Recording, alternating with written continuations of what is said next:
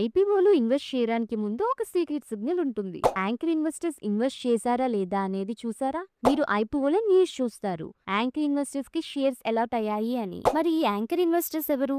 Anchor investors అంటే IPO public కి open అవ్వక ముందు ఇన్వెస్ట్ చేసే క్వాలిఫైడ్ ఇన్స్టిట్యూషనల్ బయర్స్, క్యూఐబీస్. క్యూఐబీస్ అంటే mutual funds, insurance companies, banks లాంటి పెద్ద ఫైనాన్షియల్ ఇన్స్టిట్యూషన్స్. వీళ్ళు యూజువల్లీ పెద్ద అమౌంట్ అంటే జనరల్లీ 10 crores లేదా దానికన్నా ఎక్కువ ఇన్వెస్ట్ చేస్తారు. అండ్ ఐపీఓ ఓపెన్ అవ్వక ముందు ఒక రోజు ముందు బిడ్డింగ్ ప్రాసెస్ లో పార్టిసిపేట్ చేస్తారు.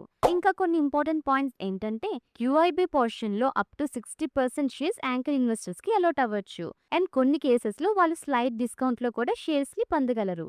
అలాగే వాళ్ళు ఇమ్మీడియట్ గా షేర్స్ అమ్మి వెళ్ళిపోకుండా ఉండడానికి లాక్ ఇన్ పీరియడ్ కూడా ఉంటుంది.